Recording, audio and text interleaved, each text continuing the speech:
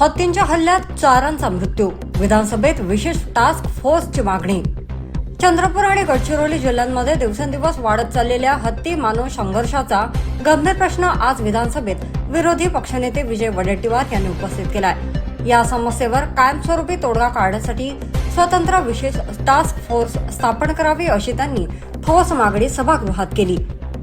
अलीकडेच चंद्रपूर जिल्ह्यातील सावली तालुक्यात रानटी हत्तींच्या हल्ल्यात एका तरुणाचा दुर्दैवी मृत्यू झाला। आतापर्यंत हत्तींच्या हल्ल्यात 4 नागरिकांचा जीव गेला असून अनेक शेतकऱ्यांच्या पिकांचे, घरांचे आणि मालमत्तेचे मोठे नुकसान झाले आहे। त्यामुळे हा प्रश्न केवळ वन्यजीव व्यवस्थापनापुरता मर्यादित नसून नागरिकांच्या सुरक्षिततेशी निगडीत असल्याने शासनाने तातडीने प्रभावी उपाययोजना कराव्यात अशी मागणी करण्यात आली आहे। सध्या 30 ते 32 हत्तींचा कळप चंद्रपूर आणि गडचिरोली परिसरात वावरत आहे। वन विभागाकडून हत्ती हाकलण्याचे प्रयत्न केले जात असले तरीही एका जिल्ह्यातून हाकललेले हत्ती दुसऱ्या जिल्ह्यात जात असल्याने समस्या कायम असल्याचे सभागृहात नमूद करण्यात आले आहे।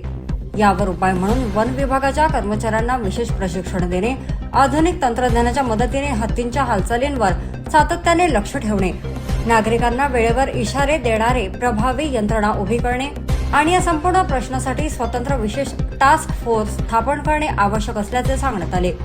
तसेच खाणकाम आणि जंगलातील अधिवासावर झालेल्या परिणामांमुळे हत्तींचे पारंपरिक मार्ग विस्कळीत झाल्याने हा संघर्ष अधिक तीव्र होत असल्याची बाबही सभागृहाच्या निदर्शनास आणून देण्यात आली आहे।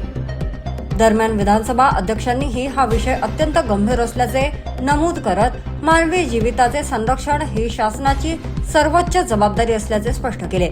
आधुनिक तंत्रज्ञानाचा प्रभावी वापर करून हत्तींच्या हालचालींवर नियंत्रण ठेवण्यासाठी शासनाने कोणत्या उपाययोजना करणार आहे याबाबत सभागृहात सविस्तर निवेदन सादर करण्याचे निर्देश त्यांनी दिले।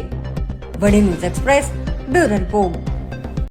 रानटी हत्तीने अध्यक्ष महोदय काल एका तरुणाचा, अतुल गोणे नावाच्या एका अत्यंत तरुणाचा चिरडून त्याचा बळी घेतला। अध्यक्ष महोदय, आपल्याला विनंती आहे अध्यक्ष महोदय की आतापर्यंत माहितीच्या अधिकारातून आलेल्या चंद्रपूर गडचिरोली जिल्ह्यामध्ये 4 लोकांचा मृत्यू झाला।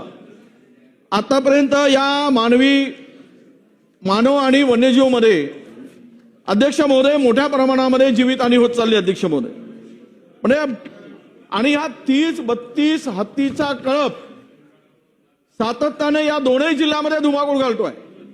आपल्या जिल्ह्यासाठी वन विभागासाठी हत्तींना कसं हाताळायचं यासाठी यांच्याकडे कुठेही उपाययोजना नाही। अध्यक्ष महोदय, 4 लोकांचा जीव गेला, आता करोडो रुपयाची शेतीचं नुकसान होत आहे। हे तातूर मातूर हत्तीला हाकलतात चंद्रपूरतून गडचिरोली, पुन्हा गडचिरोलीतून पुन्हा चंद्रपूर, आणि शेतातून जात असताना धान पिकाचं प्रचंड नुकसान होतं। काल रस्त्याने जात असताना एक प्रचंड मोठा हत्ती जो सगळी कळप बाजूला गेला आणि त्याच एक मोठा हत्ती आहे, त्या हत्तीने या तरुणाचा जीव घेतला। अध्यक्ष महोदय, खरं म्हणजे यामध्ये कारण ह्या ह्युमन एलिफंट कॉन्फ्लिक्ट मध्ये साहेब अध्यक्ष महोदय कुठे योजना काय केली पाहिजेत यांनी प्रशिक्षण घेतलंय।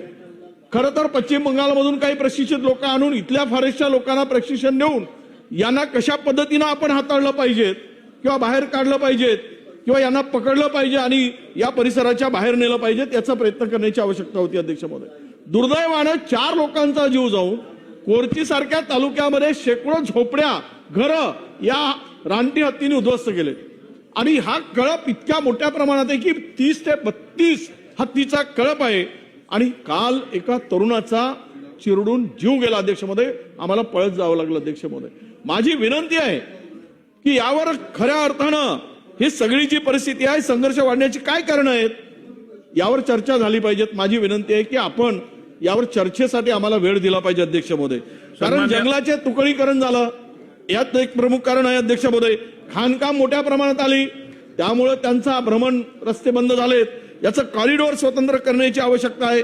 यासाठी स्पेशल टास्क फोर्स नेमण्याची गरज आहे, यासाठी की त्याला ट्रेनिंग देऊन करण्याची गरज आहे। अध्यक्ष महोदय, नाहीतर हजारो लोकांचे जीव जातील। सन्मान्य सदस्य